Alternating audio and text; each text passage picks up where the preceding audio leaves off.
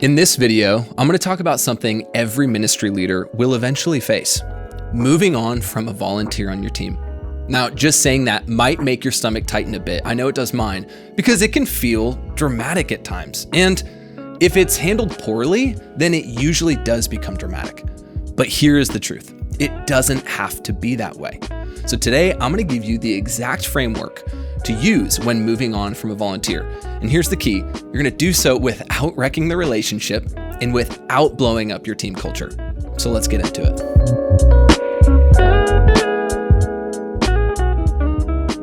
All right, first things first. Volunteers matter a lot.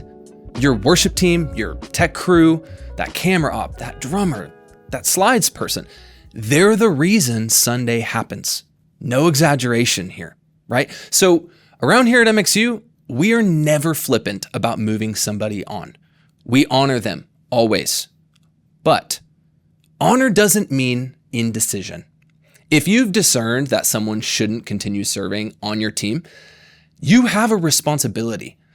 And that responsibility is to lead them with clarity. So over the next few minutes, I'm going to share 3 crucial rules of engagement when moving on from that person that you've already decided needs to move on from the team. And here is rule number 1.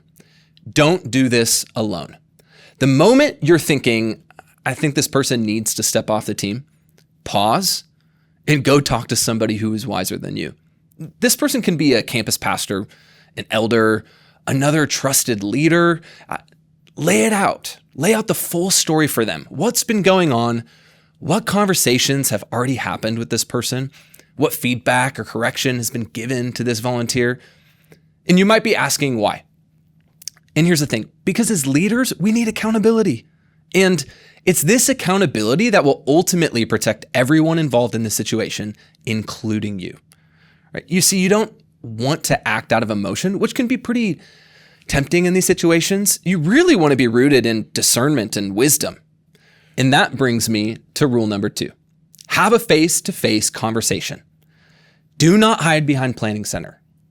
Do not stop scheduling them in a slowly manner. Don't send like a vague text, hey, we're going to take a break from the team. You sit down, you talk, and you start with something like, hey, I want to thank you for the time and heart you've given to this ministry. After a lot of thought and prayer, I've decided it's time to transition you off the team. It's simple, it's clear, and it's respectful. You do not in this time want to ramble, going on for 45 minutes after that, saying passive-aggressive comments about their performance on your team. And honestly, if you're nervous about this, it might be best to bring in that leader that you consulted earlier on in the process. Not to gang up on the volunteer, it's really just to provide more accountability and clarity over the situation. And I got to be honest, I have not done this very well. I'll tell you a story. There's a few years ago, I had a volunteer on our team. We'll call him Mark. Mark was a super faithful guy. He had been around for years, way longer than I had been. But over time, things kind of started to slide. Mark would show up late to call times, wouldn't learn new material, super resistant to feedback, and honestly, just kind of became a toxic member of the team. And for months, I had made excuses for Mark. Well, he's probably just tired. Well, we don't have anyone else right now, right? Or maybe it'll get better. It didn't, I gotta tell you.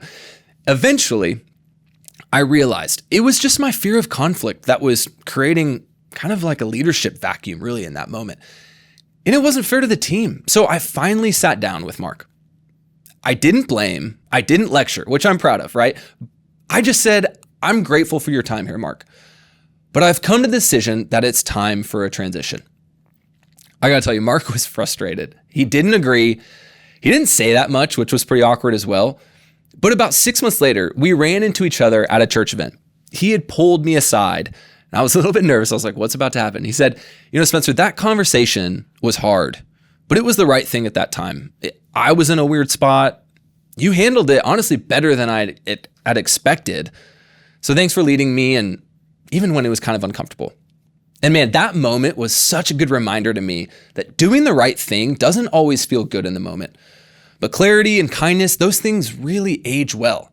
So I hope that story encourages you. If you're in the middle of this, it's okay. You might just need to take that step of honesty with that person. But I want to move on to rule number 3. Celebrate this person on their way out. One of the worst things we can do as a leader is pretend like these people never existed. But here's the reality. They showed up, they served, and they sacrificed. So you need to honor them. You don't need to make like a huge announcement or of sorts. It really is just, at a minimum, send an email to your team. Hey team, I just want to take a second to honor Mark for their service, right? We're grateful for their time and their heart, and we're praying for them in their next season. You just keep it at a high level, right? It's keeping it respectful, keeping it clear. Again, that one moment of public honor will actually protect the culture of your team. It will also eliminate confusion and prevent gossip most of the time, right? So it shows everyone else we lead with integrity around here. And that's important, right? And so I want to move on to the final rule though. You have to stay their pastor. This might be one of the most overlooked steps I see today. Just because somebody stops serving with you does not mean they stop being a part of your church. We got to be real though. That's how most people perceive it. You as a leader, you have to lean in. Unless there's some like massive disqualifying issue, help them get reconnected in another ministry. Maybe they move to another team. Maybe they do need a break, but they really just need pastoral support in that time. So you have to stay in the relationship. Follow up a week later. Shoot a text. Not all that hard. Ask how they're doing. Even if it's appropriate, try to grab coffee with them again after the fact. Just because they are not on your team does not mean you stop leading them. I can't say it enough. So I want to land the plane here. If you're in a season where you need to move on from a volunteer, here is your framework to recap. 1, consult somebody wiser than you. Do not do it alone. 2, have the conversation face to face, clear and kind. 3, celebrate them. Honor them publicly in front of your team. And 4, stay connected. They're still part of your church family. Okay, so this is how you lead with truth and grace in this moment. You're going to represent strength and humility because leadership isn't about who you bring in.